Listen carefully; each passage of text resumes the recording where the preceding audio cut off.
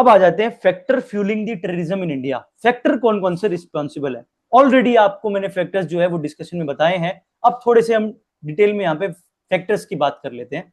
कुछ यहाँ पे 7-8 फैक्टर्स दिए हुए हैं। इसके अलावा भी फैक्टर्स जो है, ये देखो फैक्टर्स जो है ना, मैं आपको सही कह रहा हूं, इसको रटो मत। जितने भी अदर फॉर्म्स ऑफ टेररिज्म है ना, उन सबका अगर एक एक कारण भी अगर आपको आता है, उनका कारण लिखो, उसी को नीचे फॉर्म को एग्जाम्पल लिख दो। उसका कारण लिखो, उसका एग्जाम्पल लिख दो, उसी को कारण लिखो, उसी को नीचे एग्जाम्पल लिख दो। This is the best way. कुछ रटने की जरूरत नहीं है। बात समझ आई? मैं आपको यहाँ पे अप्लाई करके दिखाता हूं। जैसे एक कारण है एथनिक एंड सेपरेटिस्ट मूवमेंट। इसका कारण है driven by the demand of identity, succession, violence use करते हैं। ठीक है, चाहे वो जम्मू कश्मीर में एग्जाम्पल हो हिजबुल मुजाहिदीन का। बात समझ आ रही है? सो मेन कारण है कभी कभी आइडेंटिटी क्राइसिस आना। यहां पे मेन कारण है आइडेंटिटी क्राइसिस। आइडेंटिटी क्राइसिस के कारण सक्सेशनिस्ट मूवमेंट होते हैं, अलग थलग की मांग की जाती है और उसके कारण टेररिज्म होता है। Best example is Jammu Kashmir, इसमें हिजबुल मुजाहिदीन एक्टिव है। सेकंड बेस्ट एग्जांपल इज इसी का एक एथनिक का नॉर्थ ईस्ट, कि नॉर्थ ईस्ट में भी जो टेररिस्ट है या नॉर्थ ईस्ट की इंसर्जेंसी है, उसमें भी तो आइडेंटिटी क्राइसिस ही है, उसमें भी सक्सेशनिस्ट मूवमेंट है। Clear? Second is technology, rising technology. Technology बढ़ती जा रही है तो टेररिज्म इजी हो रहा है। बात समझ आ रही है? जैसे जैसे टेक्नोलॉजी बढ़ रही है वैसे वैसे टेररिज्म या टेररिस्ट एक्टिविटी इजी हो रही है। रेडिकलाइजेशन बहुत इजी हो गया। पहले रेडिकलाइज करने के लिए एक इंसान को एक दूसरे इंसान से मिलना पड़ता था। यस और नो? इंसान का दूसरे इंसान से मिलन होना बहुत जरूरी था। यस और नो? जो ज्ञान दे रहा है, जिहाद की बातें कर रहा है, उसको फिजिकल सेंस में एक बंदा चाहिए था जिसको रेडिकलाइज कर सके। लेकिन आज एक बंदे का जो मैसेज है, वीडियो मैसेज है, वो लाखों करोड़ों लोगों तक पहुंच सकता है। यस और नो? बात समझ आ रही है? तो टेक्नोलॉजी ने ये बैरियर हटा दिया। बात समझ आ रही है? जैसे सिंपल लैंग्वेज में कोर्सेज की बात करें, पहले कोर्स के लिए कोई भी कोर्स करता था, बिफोर टेक्नोलॉजी नहीं थी, तो एक गुरुकुल के अंदर बैठ के आपको कोर्स लेना पड़ता था। ये सर नो? चाहे तीरबान का कोर्स हो या जो भी XYZ है, वो कोर्सेज जो है वहीं पे लेने पड़ते थे। लेकिन आज जो है आप कोई भी कोर्स जो ऑनलाइन ले सकते हो, डिफरेंट कोर्स, लाखों करोड़ों, एक कोर्स लाखों करोड़ों लोग तक पहुंचा जा सकता है। ये सर नो? शायद वो वर्ल्ड के कौन से कोने में वो कोर्स बना होगा, वर्ल्ड के किस कोने में बिक रहा है। तो टेक्नोलॉजी भी इसको लिख सकते हो, या ग्लोबलाइजेशन भी एक बहुत बड़ा कारण है। Globalisation and technology both are the, इन्होंने इजी कर दिया है टेररिज्म को। फैल सकता है, स्प्रेड किया जा सकता है। इंडोक्ट्रिनेशन बहुत इजी हो गया है, रिक्रूटमेंट बहुत इजी हो गया है। ऑनलाइन फॉर्म, गूगल फॉर्म से रिक्रूट कर लेते हैं आजकल। बात समझ आ रही है? गूगल फॉर्म भेजा, क्या आपको जिहाद पे विश्वास है? यस और नो? यस। क्या आप जो है वो कैलिफेट का वही पुराना जो है वो वापस लेके आना चाहते हो? हाँ, यस यस। क्या आप अपने आप को कुर्बान कर सकते हो? यस। बात समझ आ रही है? तो गूगल फॉर्म फिल किया, रिक्रूटमेंट हो गया। थोड़ा सा 100-200 की कोई पेमेंट कर दी, स्क्रीनशॉट अटैच कर दिया, काम हो गया। बात समझ आ रही है? फिर वो ज्वाइनिंग लेटर आ जाता है, जैसे भी है, फिर आगे उसकी ट्रेनिंग होती है। बात समझ आ रही है? It's very easy now. और तुम लोगों को मैं बताता हूँ एक फैक्ट है, अराउंड 60% to 66% जो टेररिज्म में रिक्रूटमेंट आज हो रहा है ना, वो ऑनलाइन हो रहा है। 60-60% या 60, इससे भी ज्यादा, 70%, अराउंड 70% जो रिक्रूटमेंट हो रहा है टेररिज्म, सब ऑनलाइन हो रहा है। फेसबुक एड्स, इंस्टाग्राम, फिर डार्क वेब। ठीक है, इन सब में हो क्या रहा है? यही तो हो रहा है। टेलीग्राम जो एनक्रिप्टेड दे रहा है, टेलीग्राम, और क्यों कंट्रोल करना चाह रही है? क्योंकि टेलीग्राम वेरी इनक्रिप्टेड है। व्हाट्सएप फिर भी नहीं है, टेलीग्राम इनक्रिप्टेड है, आइडेंटिटी कुछ नहीं है, तो वहां पे रिक्रूटमेंट होता है? नहीं होता। जहां पे फर्जी जॉब के अगर एप्लीकेशन हो सकते हैं, तो क्या टेररिस्ट एक्टिविटी के एप्लीकेंट नहीं होते क्या? होते हैं। तो बहुत इजी हो गया रेडिकलाइजेशन एंड रिक्रूटमेंट। टेक्नोलॉजी बहुत हो गया है। Online platform, specially social media, contribute to radicalisation, drawing individual in a global terror networks like I. अब बड़े बड़े टेरर नेटवर्क का हिस्सा बनना बहुत इजी है। आप अभी चाहो तो यूपीएससी की तैयारी छोड़ के अभी ISIS का हिस्सा बन सकते हो, ऑनलाइन घर बैठे। बात समझ आ रही है? कोई दिक्कत नहीं है, बात समझ आई? ठीक है। थर्ड है जियो पॉलिटिकल फैक्टर्स, कि आपके रिलेशन अदर कंट्रीज के साथ, उसके कारण भी, अगर मान लो आसपास नेबर के साथ दुश्मनी है तो टेररिस्ट एक्टिविटी फैलाएंगे, जैसे पाकिस्तान, चाइना। चाइना के बारे में अभी तो मैं कुछ नहीं बोलूंगा, ठीक है, बट मुझे लगता है मोदी जी को भी नेहरू जी की तरह धोखा मिलने वाला है बहुत जल्द। ठीक है, बोलना नहीं चाहिए, बट मुझे वही लग रहा है, बिकॉज चाइना की टेंडेंसी वही है। चाइना इज प्योरली दोगला। बात समझ आ रही है? आज वो बहुत अच्छा हो रहा है, ठीक है, बट पहलगाम अटैक के अंदर सारा जो टेरर फिनेंसिंग की है, टेररिज्म फैलाया है, किसने फैलाया है? मिलिटराइजेशन किसने किया? पाकिस्तान को सपोर्ट किसने किया? पाकिस्तान का पापा कौन था? चाइना। बात समझ आ रही है? वो तो अब ट्रंप के साथ रिलेशन वैसे हो गए तो हम चाइना चाइना चाइना कर रहे हैं, हिंदी चीनी भाई भाई, हिंदी चीनी भाई भाई।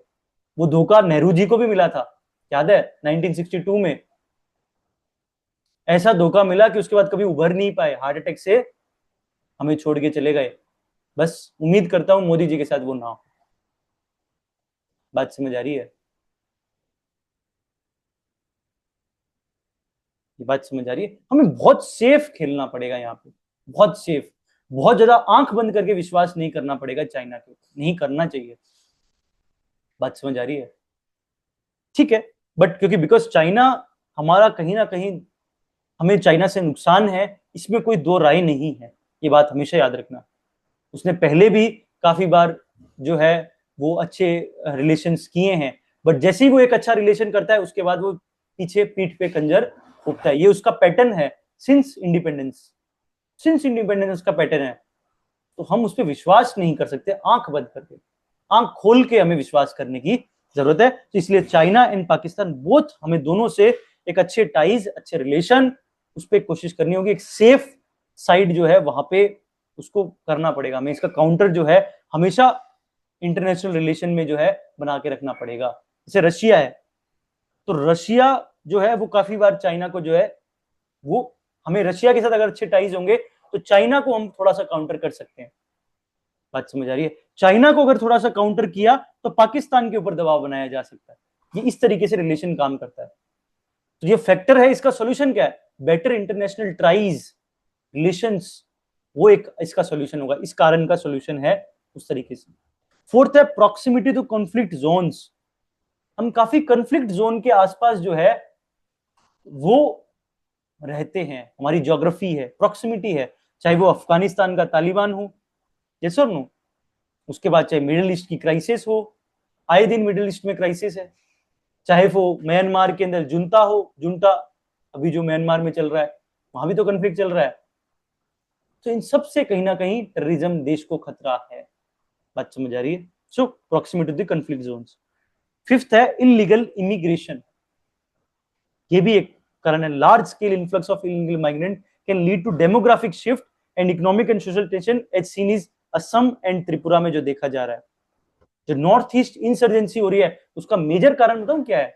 यही है, इन्फिल्ट्रेशन, बांग्लादेशी इन्फिल्ट्रेशन। जैसे मान लो एक एग्जांपल बताता हूं, असम का। असम में मूवमेंट हुआ था 1970s 80s के आसपास, आसू ने किया था। असम के स्टूडेंट जो थे उन्होंने प्रोटेस्ट किया था। उसका मेन जो मुद्दा था, जिसको हम डिस्कस भी करेंगे आगे, उसका मेन कारण था कि असम, ये बांग्लादेश से बंगाली मुस्लिम जो है असम में आ गए।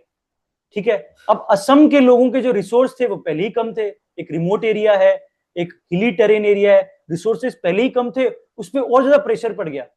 तो डेमोग्राफिक शिफ्ट हुआ, शिफ्ट के कारण जो है वहां पे सोशल टेंशन क्रिएट होने लग गई, और उसके कारण प्रोटेस्ट शुरू हुआ। और प्रोटेस्ट के बाद जो है वो एक तरीके से वहां पे जो है वो फाइट, एथनिक जो लड़ाई है, झगड़े हैं, वो सब सोशल टेंशन जो है वो स्टार्ट हो गई। बात समझ आ रही है? तो नॉर्थ ईस्ट में सबसे बड़ा कारण है ये इलीगल इमिग्रेशन का, बांग्लादेशी मुस्लिम्स। इसलिए तुम देखो आज की डेट में, आज के न्यूज़पेपर में भी एटलीस्ट जो इमिग्रेशन है उसके ऊपर न्यू रूल्स जो है उस पर भी जो बात की जा रही है, होम मिनिस्ट्री ने उस पर जो है आज एक बात की गई है। सो आज की डेट में अब मुझे लगता है 2026 में एक इनफिल्ट्रेशन पे क्वेश्चन आएगा मेंस में। एक नई थीम बन रही है अब से क्वेश्चन में। अब जो अब चल रहा है ये साल पूरा इनफिल्ट्रेशन, इलीगल माइग्रेशन, फिल्ट्रेशन, चाहे वो माइग्रेंट लेबर का इश्यू हो, चाहे वो ये टेररिज्म का इश्यू हो, इन सब में इनफिल्ट्रेशन एक बहुत बड़ा कारण है। तो आप थोड़ा सा इस पे एक्सपेक्ट कर सकते हो, यहाँ से इस टाइप की न्यूज को थोड़ा सा आप थोड़ा ध्यान से देखना। चाहे तुम हिमंत बिस्वा को देख लो, असम के जो चीफ मिनिस्टर है, वो भी काफी ज्यादा इनफिल्ट्रेशन पे काम कर रहे हैं कि कैसे उनको रोकना है, प्रॉपर इमिग्रेशन जो है, जो एनआरसी है, इस टाइप के मुद्दे आपको आए दिन न्यूज़पेपर में दिखेंगे, क्योंकि ये एक बहुत बड़ा कारण है टेररिज्म का, नॉर्थ ईस्ट इंसर्जेंसी का। नेक्स्ट है सोशो इकोनॉमिक कॉजेस, पोवर्टी, गरीबी, इलिटरेसी, पॉलिटिकल फ्रीडम चाहिए, lack of political freedom, representation नहीं है, तो इजीली रेडिकलाइज हो जाते हैं, रिक्रूटमेंट हो जाते हैं टेरर ग्रुप्स के कारण। ये भी एक बहुत बड़ा कारण है कि इसका मेन कारण है रिलेटिव डेप्रिवेशन, फीलिंग आती है कि हम अलग है, alienation, relative deprivation, these are some of the causes. इसके अलावा कुछ कॉजेज बताऊं तो सोशो इकोनॉमिक कॉजेज के अलावा इकोनॉमिक कॉजेज में जैसे डेवलपमेंट इंड्यूस्ड डिस्प्लेसमेंट, ये वर्ड लिखो, डेवलपमेंट इंड्यूस्ड डिस्प्लेसमेंट जो होता है, उसके कारण भी जो डिस्प्लेस्ड हुआ है वो गवर्नमेंट के खिलाफ हो गया, अब उनको इजीली रेडिकलाइज किया जा सकता है। देखो सरकार ने तुम्हें कुछ नहीं दिया, सरकार को तुम्हें घर देना था, लेकिन तुम्हें तो तुम्हारा घर उजाड़ दिया, अब क्या तुम इस सरकार के पास रहोगे, क्या तुम इस सरकार का साथ दोगे? क्यों ना इस सरकार के खिलाफ जो है तुम एक मोर्चा खोल दो। बात समझ आ रही है? इस तरीके से रेडिकलाइज किया जाता है। अब तुम कहोगे कि भैया आपने क्या रेडिकलाइज किया है, जो बिल्कुल वही वही लाइनें बोल रहे हो उसी जोश में है, बोलो। इस तरीके से रेडिकलाइज किया जाता है। तो इसलिए कहते हैं कि डिस्प्लेसमेंट के बाद रिहेबिलिटेशन करना बहुत जरूरी है। चाहे तुम अभी अंडमान निकोबार में देखो, ग्रेट निकोबार प्रोजेक्ट आया जिसमें कितने लोगों का डिस्प्लेसमेंट होगा, उसके अलावा भी हम आए दिन डिस्प्लेसमेंट के जो है वो न्यूज देखते हैं। और अभी GS1 में यूपीएससी ने क्वेश्चन पूछा 2025 में कि ट्राइबल का डिस्प्लेसमेंट, क्वेश्चन नंबर शायद 20 है या 19 था GS1 का। आए दिन ऐसी न्यूज आती है, वो भी एक कारण होता है, वो इकोनॉमिक कारण है, डेवलपमेंट इंड्यूस्ड डिस्प्लेसमेंट, जिसके कारण इजीली उनको इंडोक्ट्रिनेशन किया जाता है। जो ये रेड कॉरिडोर एरिया है जो हम डिस्कस करेंगे लेफ्ट विंग एक्सट्रीमिज्म के अंदर, रेड कॉरिडोर एरिया, चाहे तुम्हारा छत्तीसगढ़ हो, झारखंड हो, इन एरिया में ही क्यों है, क्यों गुजरात के अहमदाबाद में नहीं है, क्यों जयपुर में नहीं है, क्यों अच्छी सिटीज में नहीं है? नहीं है कि रेड कॉरिडोर, क्योंकि वहां पे डिस्प्लेसमेंट हुआ लोगों के साथ, उनके माइनिंग एरियाज, और ठीक है माइनिंग के लिए उनको डिस्प्लेस किया गया, ट्राइबल एरियाज है, उनकी इंडिजिनियस वे ऑफ लाइफ को अप्रूव कर दिया गया, तो उसके कारण उनमें एलिनेशन की फीलिंग आ गई। यस यस यस यस, वही वही ट्राइबल डिस्प्लेसमेंट आएगा इसमें, पूरा ट्राइबल ही तो है। जब हम लेफ्ट विंग एक्सट्रीमिज्म पढ़ेंगे ना, उसके पीछे की जो थीम है ना वो ट्राइबल है, इसलिए वो क्वेश्चन GS2 में ज्वाइन करके पूछता है, कनेक्ट करके पूछता है, वहां का ट्राइबल कॉन्स्टिट्यूशन में प्रोविजंस और यहाँ पे लेफ्ट विंग एक्सट्रीमिज्म को दोनों को जोड़ के पूछेगा, बिकॉज उसके पीछे जो मेन जो लोग है जिनके साथ ये हो रहा है, लेफ्ट विंग एक्सट्रीमिज्म जहां पे हो रहा है वो ट्राइबल एरियाज में हो रहा है। और ट्राइबल एरिया में क्यों हो रहा है? क्योंकि उनका डिस्प्लेसमेंट हो रहा है, उनका अंडर डेवलपमेंट एक्टिविटी में है, वो उनका डेवलपमेंट नहीं हो रहा, उनका इंफ्रास्ट्रक्चर नहीं है, इसलिए left wing extremism, red corridor जैसे इंसिडेंट है, इनको डिटेल में डिस्कस करेंगे, बट ठीक है। नेक्स्ट है इनटॉलरेंस, कि increasing population and decreasing resources, ये भी एक कारण है जो कि हमने पहले ही डिस्कस कर लिया है। फिर एक कारण है, आज लिंकेजेस बैठ रहे हैं टेररिज्म एंड ऑर्गेनाइज क्राइम। अब ऑर्गेनाइज क्राइम क्या होता है, इसको एक अलग सेशन में हमें डिस्कस करना पड़ेगा, बट यहां से बस तुम्हें दिमाग में रखना है कि terrorism and organise crime, terrorism क्यों फैल रहा है, factor fuelling, because organise crime जो है वो कहीं ना कहीं फंडिंग दे रहे हैं टेररिस्ट एक्टिविटीज को। अब सवाल उठता है कि ये फंडिंग क्यों दे रहे हैं, ये पैसा क्यों दे रहे हैं, इनको टेररिस्ट से क्या मिल रहा है बदले में, इसको हम डिस्कस करेंगे डिटेल में। बात समझ आई? दीज आर सम फैक्टर्स, और इन्हीं फैक्टर को अब देखो तुम, ये फैक्टर कहां से लाए मैं, अब इनको वैसे सही बताऊं तो डिस्कस करने की भी जरूरत नहीं थी। ये सब फैक्टर्स क्या है, जो डिफरेंट फॉर्म ऑफ एक्सट्रीमिज्म है, यस और नो, उन सब के अगर एक एक के फैक्टर पता है तो उनके फैक्टर लिखो और उन्हीं को नीचे एग्जांपल में लिख दो, तुम्हारे फैक्टर्स हो गए, तुम्हें रटने की कोई जरूरत नहीं है। फाइन विद दिस, बट ठीक है, बिगिनर्स हो तो थोड़ा सा स्पून फीडिंग कर देते हैं, बाकी जरूरत नहीं है फैक्टर्स कुछ, बाकी फैक्टर्स आपको ये टॉपिक्स में ही मिल जाएंगे, सबके अलग अलग सब फैक्टर्स करेंगे, वही फैक्टर्स है टेररिज्म के फैलने के। क्लियर है? Fine with this. थोड़ा ज्योग्राफिकल फैक्टर एक और हो सकता है, पोरस बॉर्डर, ठीक है, इजी इन्फिल्ट्रेशन हो जाता है, पोरस बॉर्डर है, ठीक है, ये सब तुम पढ़ोगे, बॉर्डर मैनेजमेंट से भी कुछ फैक्टर्स आएंगे, ठीक है, नॉर्थ ईस्ट इंसर्जेंसी से आएंगे, जम्मू कश्मीर से आएंगे, लेफ्ट विंग एक्सट्रीमिज्म से आएंगे, ठीक है, फिर ग्लोबलाइजेशन से आएंगे, ट्राइबल डेवलपमेंट डिस्प्लेसमेंट से आएंगे, ये सब कारण है, ये सब टेररिज्म के कारण है, ठीक है, क्लियर है, यहां तक कोई डाउट? अब तुम्हें मैं 2 मिनट का ब्रेक दे रहा हूं, ठीक है, पानी वानी पियो, फिर आगे की डिस्कशन शुरू करते हैं, ठीक है। सो अभी तक हमने factors fuelling the terrorism in India discuss किए थे, वेरी सिंपल, वेरी इजी, बस हमें जो भी डिफरेंट फॉर्म्स ऑफ एक्सट्रीमिज्म है उनसे सोचना है और उनसे फैक्टर्स सोचने हैं, उनके कॉजेस सोचने हैं और उन्हीं को एग्जांपल यूज करना है, फाइन विद दिस, ठीक है। अब थोड़ा सा हम बात करते हैं, यहाँ पे मैंने थोड़ा ऑर्गेनाइज क्राइम का एक बात की थी कि टेररिज्म एंड ऑर्गेनाइज क्राइम का लिंकेजेस, थोड़ा सा मैं यहाँ पे हल्का सा आपको यहाँ पे एक्सप्लेन करने की कोशिश कर रहा हूँ, बाकी हम डिटेल में जो है वो इसको डिस्कस करेंगे टेररिज्म के ऑर्गेनाइज क्राइम के अंदर, बट यहाँ पे थोड़ा सा समझाना जरूरी है। ये पाई डायग्राम सबको दिख रहा है, सबकी स्क्रीन पे पाई डायग्राम है, एक बार है तो थम्स अप करो फटाफट, सबको दिख रहा है स्क्रीन में पाई डायग्राम? ध्यान से इस पाई डायग्राम को देखो कि फंडिंग कहां कहां से मिलती है टेररिज्म को, इसको समझो, इस डेटा को जरूर ध्यान से समझो, ठीक है। कुछ जो है, जो आपको जो डार्क कलर में दिख रहा है, donation from the Islamic countries, first, लगभग आप देख के चलो कि 25 to 30% से ज्यादा जो है लगभग डोनेशन जो है वो इस्लामिक कंट्रीज से मिलता है टेररिस्ट को। उसके बाद आपकी सेकंड आती है ड्रग ट्रैफिकिंग, कितना बड़ा, जो हम नार्को टेररिज्म बोल रहे थे, ये देखो, ड्रग ट्रैफिकिंग से लगभग मोर देन 25, मतलब लगभग 25% इसका भी जो है आपको ड्रग ट्रैफिकिंग, जो आज ड्रग्स का ये जो चल रहा है सारा सिस्टम, ड्रग ट्रैफिकिंग हो रही है, ये सब फंडिंग के सोर्सेज है टेररिज्म के।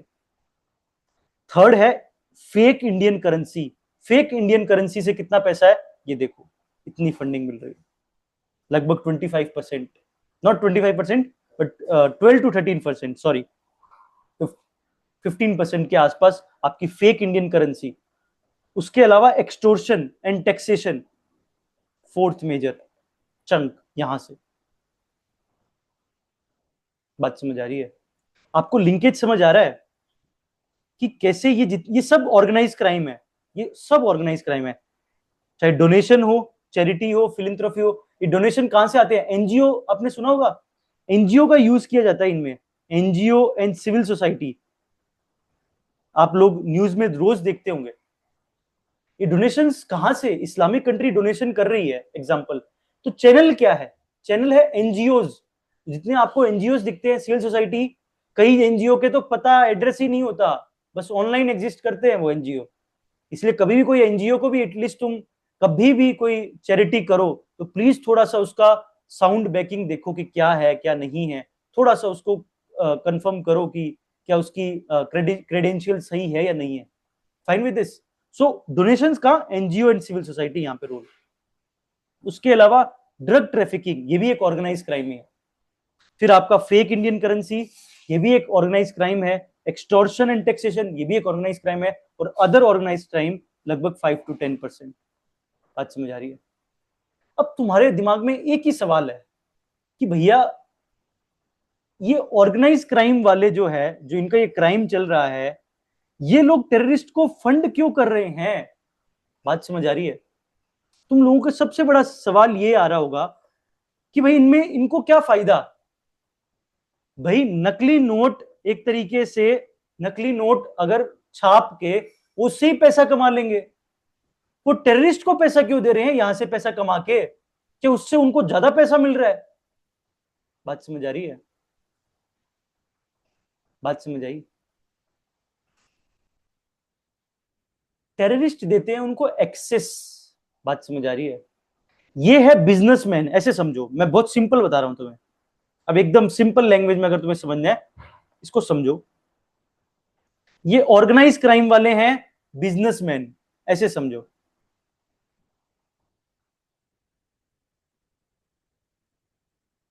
ये बात समझ आई? इनका बिजनेस चल रहा है। तो तुम लोग ये जितनी मूवीज देखते हो ना, स्कैम वाली, ऑर्गेनाइज क्राइम वाले, अपुन डॉन, डॉन, वो डॉन वाले, वो टेररिस्ट होते हैं क्या? वो टेररिस्ट नहीं होते। वो डॉन जो आप देखते हो ना, माफिया, डॉन, ये सब लोग जो देखते हो आप मूवीज के अंदर, सीरीज के अंदर, ये सब ऑर्गेनाइज क्राइम चला रहे होते हैं। कोई ड्रग ट्रैफिकिंग कर रहा होगा, किसी के ड्रग का काम है, कोई जो है वो दारू वारू के काम कर रहा होगा, नशे के काम कर रहा होगा, वैसे कुछ होगा, कोई फेक करेंसी बना रहा होगा, चाहे वो फर्जी, तुम देख लो। बात समझ आ रही है? कोई एक्सटोर्शन चला रहा होगा, रैकेट चला रहे होंगे, अपुन का चलता है, अपुन का चलता है, वो देखा है तुमने डॉन? बात समझ आ रही है? वो सब डॉन जो है ना, जो तुम सीरीज में देख रहे हो, वो सब है बिजनेस वाले। और बिजनेस क्या है उनका? Organise crime. वो क्राइम कर रहे हैं, क्राइम से पैसा कमा रहे हैं। उनका मेन गोल क्या होता है पता है तुम्हें? ये आइडियोलॉजी फाइडियोलॉजी नहीं होती इनकी। बात समझ आ रही है? टेररिस्ट जो है, ये इनका मेन गोल प्रॉफिट नहीं होता, पैसा कमाना नहीं होता। ये बात हमेशा याद रखना। होता है क्या? कभी हमने देखा कि इकोनॉमिक गेन चाहिए इनको? हमने पढ़ी कहीं डेफिनेशन में? कहीं पे पढ़ा ये बात? नहीं पढ़ी ना। ये तो आइडियोलॉजी पे एक्ट होती है, इनकी एक आइडियोलॉजी है। बट ऑर्गेनाइज क्राइम की कोई, ये जो बिजनेसमैन है इनका कोई आइडियोलॉजी नहीं है। इनकी एक ही आइडियोलॉजी है, क्या? प्रॉफिट। और इस प्रॉफिट के लिए वो कुछ भी करेंगे। जैसे ये आइडियोलॉजी के लिए कुछ भी करेंगे, वैसे ये प्रॉफिट के लिए कुछ करेंगे। अब इनका प्रॉफिट कैसे होगा? कैसे होगा? जब इजी एक्सेसिबिलिटी होगी। जैसे मान लो ड्रग ट्रैफिकिंग कर रहे हैं, तो एक बायर होगा, एक सेलर होगा, यस और नो? सेलर तो होंगे ये ऑर्गेनाइज क्राइम वाले, लेकिन ये सेलर से बायर तक जो सामान पहुंचाएंगे, बीच में होंगे टेररिस्ट। ये कहेंगे हम नहीं जाने देंगे, माल यहां से नहीं जा सकता। बात समझ आ रही है? तुम यहां पे 10% दो, तो आगे तुम्हारा माल यहां पे पहुंचेगा। बात समझ आ रही है? तो टेररिस्ट दे रहे हैं पासेज, ठीक है? टेररिस्ट देते हैं पासेज इनको, इजी एक्सेसिबिलिटी। खुद इनके बायर्स भी होते हैं कई बार, जो भी है, बायर्स हो सकते हैं, पासेज देते हैं, एक्सेसिबिलिटी देते हैं, ठीक है? ये सब इनको देते हैं, जिससे इनका धंधा और बढ़े, इनका प्रॉफिट और बढ़े, ये अपना माल ज्यादा ज्यादा सेफ तरीके से पहुंचा सके। अब बात समझ आई? इनका ये म्यूचुअलिज्म, सिम्बायोटिक रिलेशनशिप,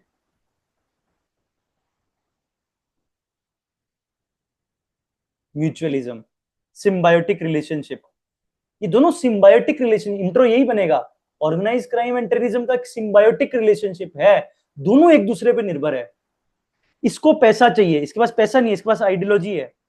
इसके पास पैसा है, बात समझ आ रही है? ये इधर से पैसा देगा, ये इसको पैसेज देगा, पासेज देगा। ये इधर से पैसा, इधर से पासेज। अब तुम्हें थोड़ा लिंक समझ आ रहा है ऑर्गेनाइज क्राइम एंड टेररिज्म का? बात समझ आई? Fine with this? ये बात समझ आई? ठीक है, इसको थोड़ा डिटेल में पीवाईक्यू में भी हम डिस्कस करेंगे। इसका एक पीवाईक्यू है, उस पर हम डिस्कस करेंगे, ठीक है? बट बेसिकली आप इतना समझो कि ये चीज है। जैसे ISI terror network is largely self supporting financially, funds are channelled through the trust like Al Rashid Karachi के अंदर, Rabita trust Islamabad, operating through the fake bank accounts and hawala transaction. North east insurgency rely on the local extortion and taxation supplemented by the drugs and weapons trafficking. समझ आई बात? ये बात समझ आई सबको? Fine with this? क्लियर? अब इसके लिए, अब बताओ मुझे, जब इस तरीके से ऑर्गेनाइज क्राइम और टेररिज्म होगा, तो ये तो कोई एक पर्टिकुलर कंट्री में नहीं होगा, यस और नो? कोई एक पर्टिकुलर कंट्री में तो नहीं हो सकता कि ये पर्टिकुलर कंट्री में आपने टेररिज्म बंद कर दिया, ऑर्गेनाइज क्राइम बंद कर दिया, तो आपका काम हो गया, आपने सॉल्व कर दी problem.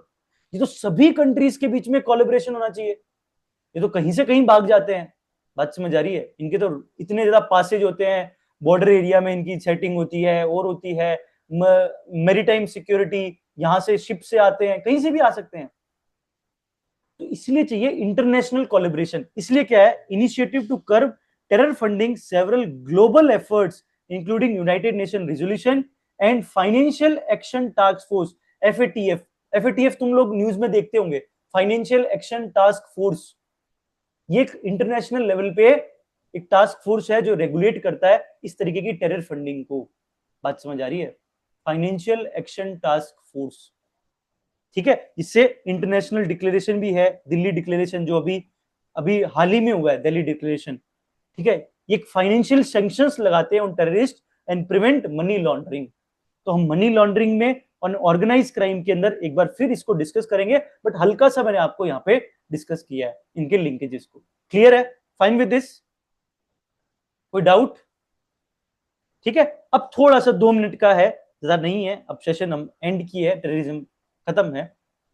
Major terrorist attacks in India, तो 1990 से शुरू हुआ, चाहे मुंबई ब्लास्ट हो, एयर इंडिया फ्लाइट का हाईजैक हो, चाहे 2001 का अटैक्स हो इंडियन पार्लियामेंट में लश्कर तैयबा के बाद, लश्कर तैयबा के से, फिर मुंबई ट्रेन ब्लास्ट हो 2006 का, 2008 के अंदर 26/11 हो मुंबई अटैक जो ताज होटल पे हुआ था, ठीक है। कुछ आपको एग्जांपल्स चाहिएंगे, ठीक है। अभी हम रिसेंट जो है वो 2-3 बात करते हैं। एक तो पठानकोट का 2016 में जो उरी में हुआ था, जो कि जैश ए मोहम्मद ने किया था। उसके बाद फिर 2019 के अंदर पुलवामा अटैक हुआ जिसमें 42 सीआरपीएफ पर्सनल किल्ड हुए, ये भी जैश ए मोहम्मद का है। तो पहला भी उरी वाला भी जैश ए मोहम्मद, पुलवामा भी जैश ए मोहम्मद, और अभी जो रिसेंटली पहलगाम टेरर अटैक हुआ है 2025 में, जिसमें हेविली आर्म्ड मिलिटेंट अटैक हुए हैं, ठीक है। ये 22 सरन वैली में पहलगाम के अंदर जम्मू कश्मीर में लगभग 26 लोग और इंजरी हुई है 20 लोगों की, और ये one of the deadliest civilian attacks था, ये सिविलियंस के ऊपर अटैक था रिसेंट ईयर में, और इसमें भी टेररिस्ट जो है वो लश्कर तैयबा और ये सब जो है वो एक्टिव थे। तो terrorist are targeted India's political capital, financial centres, IT hubs, religious places, tourist destinations. इसको बोलते हैं क्रिटिकल इंफ्रास्ट्रक्चर। मेजर टूरिस्ट का टारगेट होता है क्रिटिकल इंफ्रास्ट्रक्चर, चाहे तुम्हारे न्यूक्लियर सिविल न्यूक्लियर जो ये है फैसिलिटीज है, न्यूक्लियर फैसिलिटीज है, आपके पोर्ट्स है, आपके आईटी हब्स है, आपके रिलीजियस प्लेसेस है, टूरिस्ट डेस्टिनेशंस है, फाइनेंशियल सेंटर्स है जैसे मुंबई, इन सब पे ज्यादा आपको टेरर अटैक्स दिखेंगे। बात समझ आ रही है? सो ये है कुछ टेरर अटैक्स इंडिया के अंदर। अब कुछ एक्टिव मिलिटेंट आउटफिट्स की बात करें तो लश्कर ताइबान, उसके बाद जैश ए मोहम्मद, आईएस का थ्रेट, और इंडियन मुजाहिदीन, ठीक है। आईएस के बारे में थोड़ा सा मैं आज यहीं पे डिस्कशन कंप्लीट करता हूं, फिर कल डिस्कस करेंगे टेररिज्म को कैसे सॉल्व करना है, इसके मेजर्स, और उसके बाद फिर हम आगे डिस्कशन को लेके जाएंगे। बट अब मैं तुम्हें थोड़ा आईएस के बारे में बताता हूं। तुम लोगों ने कभी सोचा एक इंटरेस्टिंग बात कि यार इंडिया के अंदर आईएस थ्रेट इतना नहीं है? कभी सोचा है आईएस ने कोई अटैक करवाया हो इंडिया के ऊपर? ऐसा कभी सुना है? आईएसआई सुना होगा, आईएसआई पाकिस्तान, बट आईएसआईएस कभी नहीं सुना, जो कि अफगानिस्तान जो सॉरी इराक और सीरिया से जो जो है ऑपरेट होता है। आईएसआईएस के नाम सुने हैं ना? यस और नो? इंडिया में बहुत ज्यादा इन्फ्लुएंस नहीं है। कभी सोचा है कारण क्या है इसके पीछे? कभी सोचा है? एक मूवी आई थी अभी, ठीक है, हालांकि वो प्रोपेगेंडा मूवी थी, ठीक है, मैं बहुत ज्यादा उसको प्रमोट नहीं करता, केरला फाइल्स आई थी। केरला फाइल्स में ये बताया गया कि इंडिया में आईएसआईएस रिक्रूटमेंट हो रहे हैं केरला के अंदर एंड कर्नाटका, केरला कर्नाटका इधर आईएसआईएस का फिर भी थोड़ा सा हब है इंडिया के अंदर, बट मेजोरिटी केसेस में यहाँ पे इंडिया में बहुत ज्यादा ये कुछ कर नहीं पाए, कुछ उखाड़ नहीं पाए, यहाँ के लोगों को ये रेडिकलाइज कर नहीं पाए आईएसआईएस।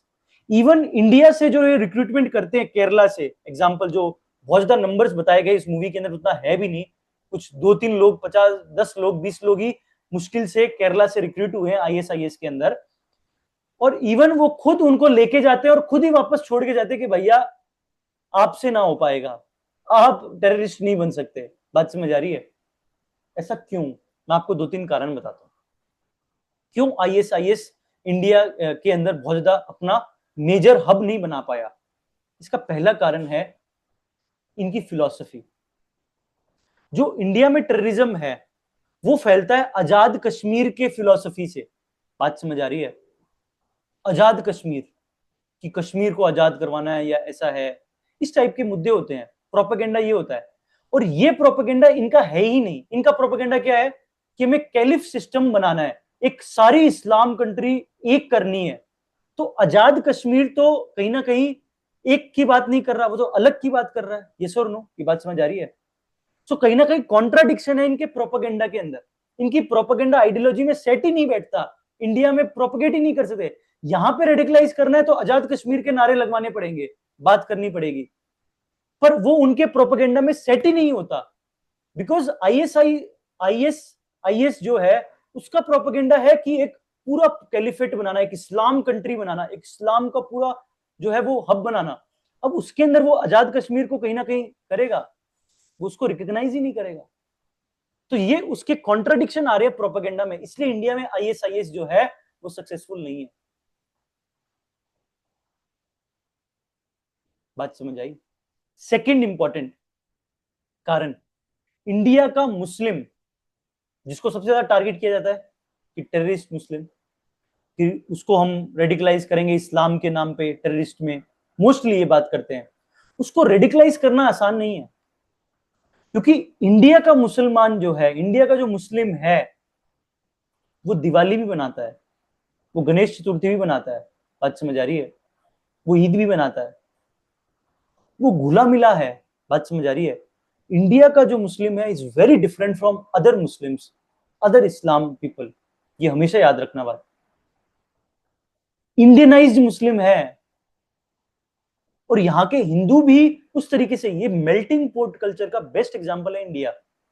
इसलिए इंडिया के अंदर तुम लोग देखो, सब आए और गए, यहाँ पे कोई कब्जा नहीं कर पाया। इवन जो इस्लाम के यहाँ पे रूलर्स आए थे इंडिया को अटैक करने, वो भी चेंज हो गए, वो भी सूफीज्म जैसे हो गए। बात समझ आ रही है? इंडिया को इस्लाम कंट्री बनाने के लिए आए थे ना 701 के अंदर, 7 के अंदर जो अरब्स आए थे कि हम इसको इस्लाम कंट्री बनाएंगे, पर बना पाए नहीं। बिकॉज यहाँ मेल्टिंग पोर्ट कल्चर है, यहाँ की यूनिटी को तोड़ना आसान नहीं है। यहाँ हिंदू मुसलमान अलग नहीं है, यहाँ एक है। ये बात हमेशा याद रखना। वो घुले मुले, इतने घुले मुले हैं यहाँ के लोग, हिंदू मुस्लिम, कि उनको रेडिकलाइज करना आसान नहीं है। उनको ये इवन एक बार रिपोर्ट आई थी, एक न्यूज़पेपर में आया था कि आईएसआईएस खुद जो रिक्रूट करते हैं इंडिया से, वो कहते हैं सबसे घटिया इस्लाम फॉलो करते हैं लोग। मतलब सीधा बोलते हैं वो कि इनको, इनके अंदर वो इस्लाम का अंदर वो है ही नहीं। मतलब उनके अंदर, उनको ऐसे इस्लाम के बारे में इतना हम रेडिकलाइज करते हैं, लेकिन उनमें वो है ही नहीं। ठीक है, उनके मुंह से जय श्री राम भी निकल जाता है। बात समझ आ रही है?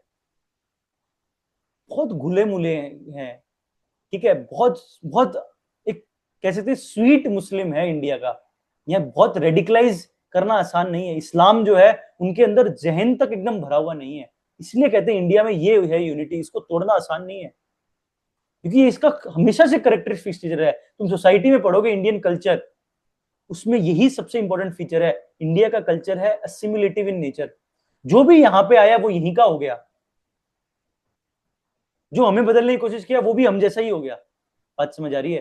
तो ये एक सबसे बड़ा, दो मेजर कारण है आईएसआईएस थ्रेट का, कि इंडिया में आईएसआईएस जो है वो सक्सेसफुल हो ही नहीं पाया। यहाँ रेडिकलाइज करना, पहला आजाद कश्मीर और दूसरा melting port culture of India, बहुत इजी नहीं है। रेडिकलाइज ही नहीं कर पाते, करते हैं तो वो वापस भाग के आ जाते हैं इंडिया में। ये हमारा हिंदुस्तान ठीक है, बढ़िया है, अच्छा है।